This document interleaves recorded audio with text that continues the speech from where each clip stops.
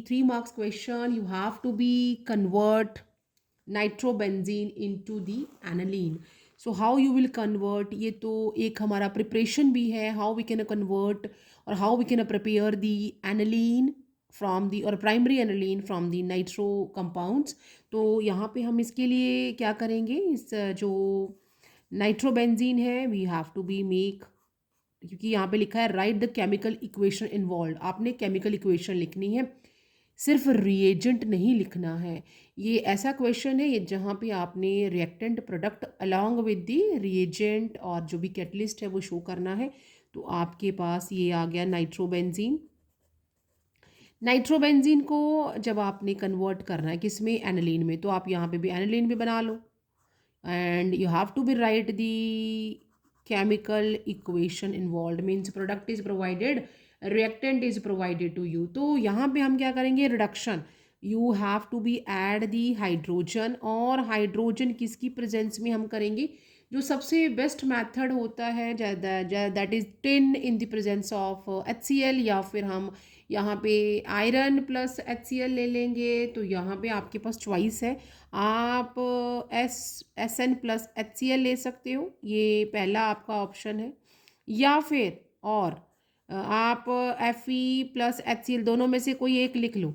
दोनों ही में से जो भी हम लेना चाहते हैं हम ले सकते हैं। और यहाँ पे नाइट्रोजन नाइट्रोजन पे ही चला गया है, और 2 हाइड्रोजन हमने यहाँ लगा दिए हैं, और 2 ऑक्सीजन मेरे पास है। 2 ऑक्सीजन है, मतलब कि मुझे अगर वाटर मॉलिक्यूल यहाँ से रिमूव करना है तो +2 वाटर मॉलिक्यूल आ जाएंगे, क्योंकि मैं दोनों ऑक्सीजन को रिमूव कर रही हूँ। और 2 × 2 4, और 2 हमने यहाँ लगा दिए, तो in order to do the balancing हम यहाँ पे 3 लगा देंगे। तो ये हमारा केमिकल इक्वेशन इन्वॉल्व हो गया। आप नाम लिख लेना इसका कि दैट इज़ दी नाइट्रोबेंजीन, ये नाइट्रोबेंजीन था, और ये आपके पास क्या आ गया, एनिलीन। तो आप जब भी कोई ऑर्गेनिक कंपाउंड बनाएं उसका नाम जरूर लिखो। और दोनों में से बेटा अगर ये क्वेश्चन आता है तो आप एक ही, this is called reduction of the nitro compounds by which we can get a primary amines. तो ये हो गया, दोनों में से कोई भी ऑप्शन लिख लीजिए। दूसरा जो हमारा क्वेश्चन है दैट इज इथेनोइक एसिड। पहले वाला जो क्वेश्चन है that is from the unit amine, दूसरा वाला जो है that is again from the amine. आपने एसिड को, कार्बोक्सिलिक एसिड को कन्वर्ट करना है किसमें, एमाइन में।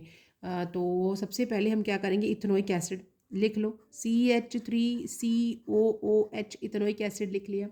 अब इथेनोइक एसिड को अगर मैं, हाँ, इस जो मैं ट्रीट करवा लेती हूँ SOCl2 के साथ, तो मुझे क्या मिल जाएगा, आई गॉट, मुझे यहाँ पे ना एसिल क्लोराइड मिल जाएगा। तो क्या मिलेगा acyl chloride, that is CH3CO and Cl, और जो साथ में प्रोडक्ट हो जाएंगे दैट इज SO2, जो कि और प्लस HCl, जो कि क्या है हमारा गैशियस बाई प्रोडक्ट है, जो कि इजीली इस्केप हो जाएंगे, जो हमारा मेन रिएक्टेंट है।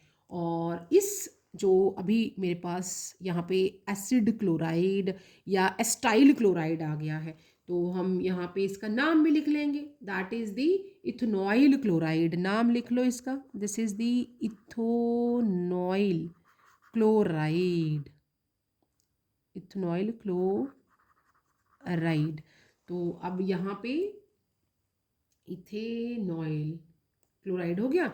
इस इथेनॉल क्लोराइड को हम लोग बहुत सारे अमोनिया के साथ लिख लो कि एक्सेस में ट्रीट करवा रहे हैं। अगर करवाओगे तो क्या मिल जाएगा आपको, यहाँ पे you will get the CH3CONH2, क्या मिल गया, एमाइड, आपके पास एमाइड आ गया।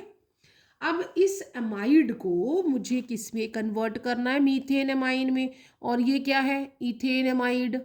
अगर मैं इसका हॉफमैन डिग्रेडेशन करती हूँ तो मुझे एक कार्बन कम ही एमाइन मिलेगा। तो व्हाट वी विल डू, हम इसको ट्रीट करवाएंगे ब्रोमाइन वाटर के साथ along with aqueous KOH, और क्या मिल जाएगा, यू विल गेट CH3NH2। और ये कौन सा प्रोसेस हो गया, इस प्रोसेस का आप नाम लिख लो, what is the name, that is the Hoffman bromamide degradation. तो ये this is the method by which we can prepare the primary amine. पहले हमने जो एसिडिक एसिड है उससे हमने एस्टाइल क्लोराइड या फिर इथेनॉइल क्लोराइड बनाया है, जिससे बहुत सारे अमोनिया के साथ आप ट्रीट करवाएंगे and you will get the amide. और उस एमाइड को आप bromine water along with the aqueous या इथेनॉलिक KOH के साथ ट्रीट करवाते हैं and you are getting the amine which is a primary amine which will having a one carbon less than the parent amide. So this method, पूरा method नहीं, this method is known as the what we called Hoffman degradation bromamide degradation method. और ये जो SOCl2 है इसे हम क्या कहते हैं, मैंने अपने प्रीवियस वीडियो लेक्चर्स में इसके बारे में बहुत बार लिखा है। This is called thionyl chloride. So ये क्या है, थायोनाइल क्लोराइड। इसका भी नाम यहाँ लिख लो, this is the thionyl chloride. ठीक है। सो ये हम इस तरह से पहले हम एस्टाइल क्लोराइड बनाएंगे या इथेनॉल क्लोराइड बनाएंगे और ये दोनों गैशियस बाई प्रोडक्ट स्केप कर जाएंगे and then you will get the primary amine. Now हमारे पास जो थर्ड मेथड है that is the preparation of N phenyl ethane amide. और बनाना किससे है, एनालिन से। तो सी जो है दैट इज एनालिन, एनालिन बना लो पहले, क्योंकि एनालिन के लिए आप C6H5 भी लिख सकते हो और बेटर है we should draw the structure. तो NH2 एनालिन बना लिया और हम अभी किसी से ट्रीट करवाएंगे इसको, हमने एन फिनाइल, मतलब ये जो है ये साइड में जा रहा है, और इथेन एमाइड। तो मीन्स अभी देखो ये जो मैंने अभी एस्टाइल क्लोराइड लिया, अगर मैं इसका एस्टाइलेशन कर दूं, क्योंकि एमोनिया के ऊपर या हमारे यहाँ पे लोन पेयर है, electron high density ortho para पे हो जाएगी, एस्टाइलेशन होने वाला है। तो यहाँ पे हम लोग क्या करेंगे, इसको CH3COCl के साथ ट्रीट करवा देते हैं। यहाँ पे हाई डेंसिटी होने के कारण, और ये जो रिएक्शन है, this reaction should be carried out either NaOH और KOH, किसी के प्रेजेंस में भी आप करवाओ, दोनों में से ले लो। और क्या हो जाएगा, यहाँ पे वन डबल बॉन्ड इस तरह से लगा लो, और ये सॉरी हम इसका रिएक्शन एन फिनाइल है ना, हमें यहाँ नहीं लेके जाना है, यहाँ नहीं लेके जाना है, एन फिनाइल इथेन एमाइड। तो ये जो है इसकी जो रिएक्टिविटी है वो कम करने के लिए इसका हम एस्टाइलेशन कर रहे हैं। तो यहाँ एक H इस तरह से रहेगा और तीसरा यहाँ पे CO और CH3 आ गया। तो ये क्या हो गया, हमारे पास एमाइड बन गया, एमाइड आ गया, और एमाइड में 2 कार्बन है, एन फिनाइल इथेन एमाइड। तो नाम क्या हो गया इसका, N phenyl, N phenyl ethane, e नहीं लिखना है, एमाइड।